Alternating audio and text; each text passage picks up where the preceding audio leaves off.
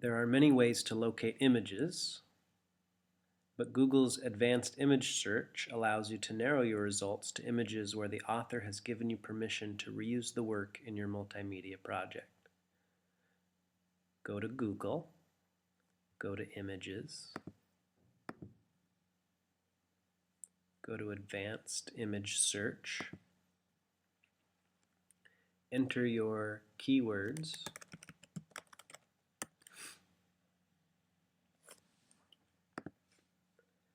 under content types you might want to change it to photo content.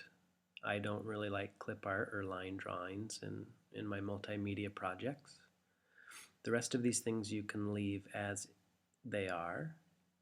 Under usage rights, and this is the important thing, you want to make sure that they have a license that allows you to use them and modify them.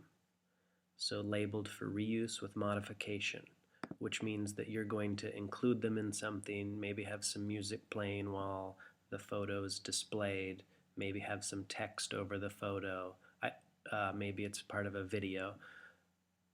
I don't know what you're going to do with the image, but you're probably not just going to have the image by itself. You're going to do something with it. Then go to Google search, and you get a lot of images. You can browse through them. I like this one here because there's no people and it's a school bus and fairly artistic. When I click on the image, it takes me to the site where the image actually exists. If I just close this, I'm at the website where the image actually exists. Now there's a couple things you need to do once you get here. You need to first make sure that the license is actually what Google thinks it is. And so I'm going to look for the licensing information, which is right here under the word license. And by clicking on the licensing information, I can go get more information about it. I'm going to click on the license here. It says that I am free to share, which means I can copy, distribute, and transmit the work. And I'm able to remix it, change it, modify it, adapt it. I'm free to do those things under the following conditions. I have to attribute the work in the manner specified by the author. I can't make any money off of this project.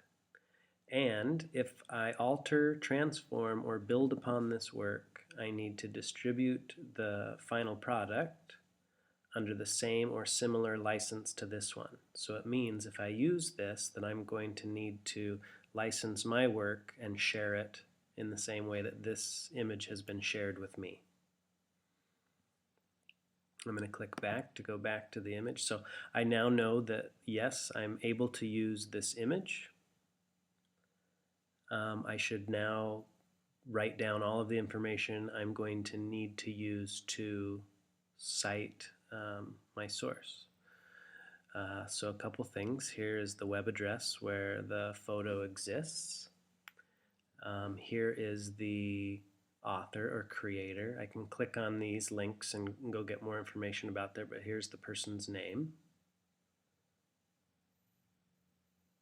And the title of the work is School Bus. So I have the title, the author, the address. I'm now able to download this photo and use it in my multimedia project, and I would just need to use that information that we can collect on this page to cite where I got this photo.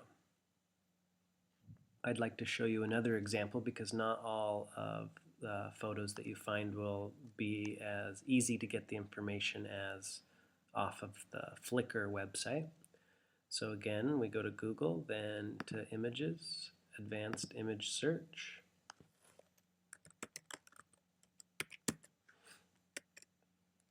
Enter your keywords, change any of these settings you want. Under usage rights, choose labeled for reuse with modification. Hit Google search.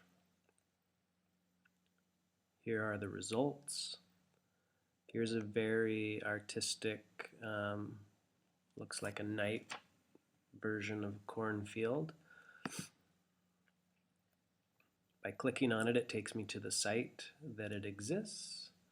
I can close this, and here I am. This looks like an individual's website.